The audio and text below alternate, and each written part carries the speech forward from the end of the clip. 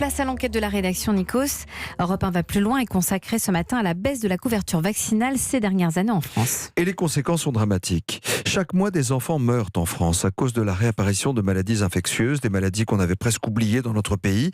Tiens, par exemple, la rougeole. Les cas se sont multipliés et dans certaines régions, c'est la panique, notamment en ce moment dans le sud de la France. Bonjour Mélanie Gomez. Bonjour. Vous êtes la spécialiste santé de notre rédaction, évidemment. Éclairez-nous, qu'est-ce qui se passe en Occitanie en ce moment ? Eh bien, c'est la région la plus touchée en ce moment. Depuis le début de l'année, il y a déjà eu 324 cas de rougeole recensés. Parmi eux, 91 personnes ont même dû être hospitalisées, dont 25 avec des complications très sérieuses, notamment neurologiques. Mais est-ce que c'est lié à la baisse de la vaccination ? Alors oui, ça, il n'y a aucun doute. D'ailleurs, si c'est l'Occitanie qui est à ce point touchée, ce n'est pas un hasard. C'est l'une des régions où l'on se vaccine le moins contre la rougeole.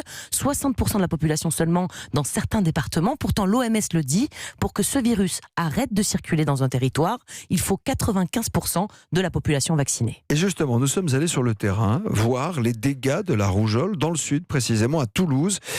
Une école d'ingénieurs a été frappée brutalement par une épidémie. 17 étudiants contaminés en quelques jours, 5 hospitalisés. Cette école devait fêter son centenaire ce week-end. Tout a été évidemment annulé. Reportage de notre correspondant Benjamin Peter.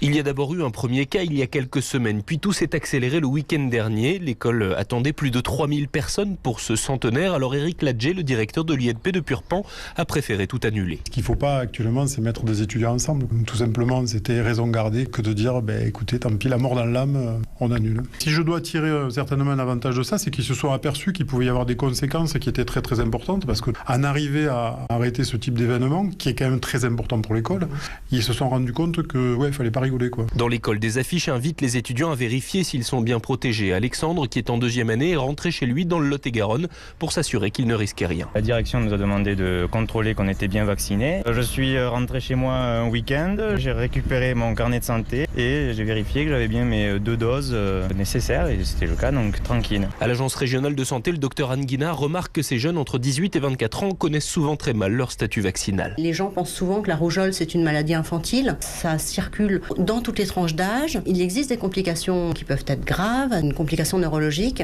Dans un cas sur 3, on peut avoir un décès. Alors sur les 5 étudiants hospitalisés, 4 élèves ont pu rentrer chez eux. Le 5e est hors de danger. Quant aux festivités du centenaire de l'école, elles ont été reportées. Alors on a entendu dans le reportage depuis Toulouse, Mélanie Gomez, que ce sont des étudiants, de jeunes adultes qui se retrouvent à l'hôpital.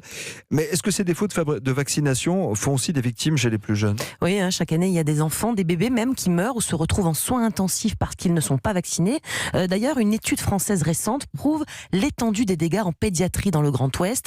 Ces chercheurs ont regardé sur une période de 5 ans tous les cas de bébés et d'enfants de moins de 16 ans hospitalisés ou décédés en réanimation pour une infection bactérienne grave. Résultat, dans la majorité des cas, ces enfants souvent non vaccinés sont entrés à l'hôpital pour un méningocoque C ou un pneumocoque, 2 bactéries qui provoquent des méningites contre lesquelles on a pourtant des vaccins efficaces.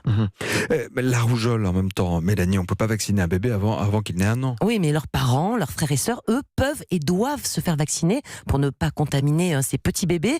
Et ces derniers temps, cette irresponsabilité familiale inquiète particulièrement sur la coqueluche, précise le professeur Robert Cohen, pédiatre à l'hôpital intercommunal de Créteil. On a des cas de coqueluche qui sont souvent des formes graves, qui surviennent dans les 3 premiers mois de vie avant que les enfants aient été vaccinés. Et la raison essentielle, c'est que l'entourage n'est pas assez vacciné. Ce sont des enfants qui sont dans un état sévère, qui justifie qu'ils aient de l'oxygène, qu'ils soient ventilés et qui sont hospitalisés sur des périodes relativement longues.